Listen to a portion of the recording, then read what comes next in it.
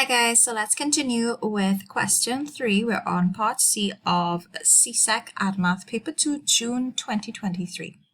So this question is on trigonometry. So for 4 marks, we have to solve the equation 2 sine squared theta is equal to 3 cos theta, where theta lies between 0 and 180 degrees. So we just have to remember our solution for theta would just lie in the first 2 quadrants.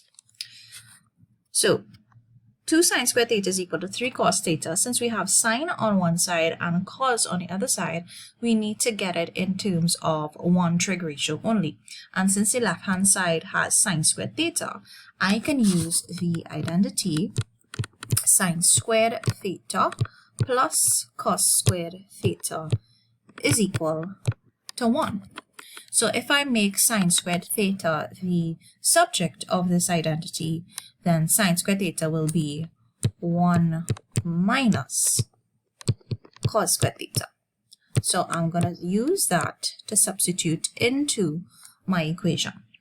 So instead of sine squared theta, I'm going to substitute 1 minus cos squared theta into the left hand side. Right, and that is equal to 3 cos theta. So now everything is in terms of cos theta. So let's expand the left hand side. So we get 2 minus 2 cos squared theta will be equal to 3 cos theta. Okay, so I'm going to multiply everything by -1 to get rid of that negative sign in front of the cos squared theta. So I have minus 2 plus 2 cos squared theta is equal to minus 3 cos theta. And now I can bring the minus 3 cos theta over to the left hand side. So 2 cos squared theta plus 3 cos theta minus 2 is equal to 0.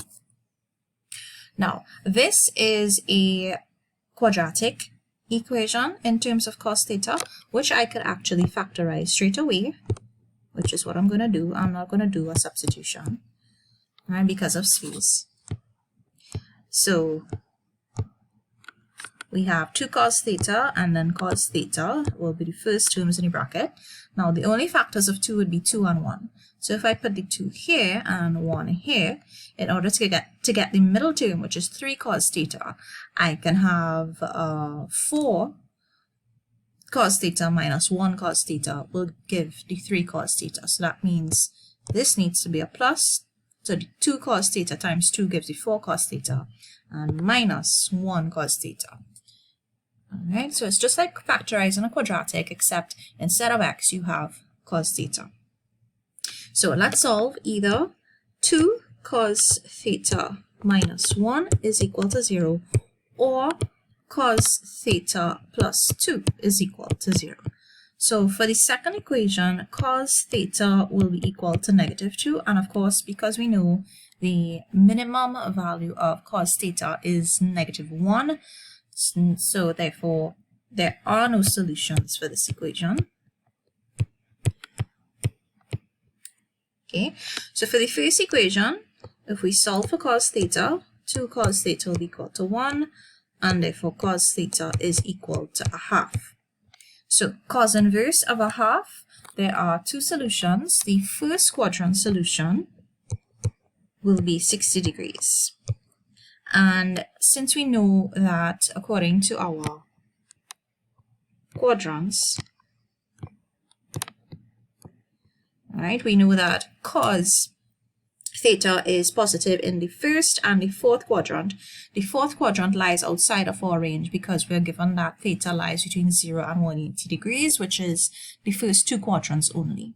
So we do not need the fourth quadrant solution. So the only solution here will be theta is equal to 60 degrees.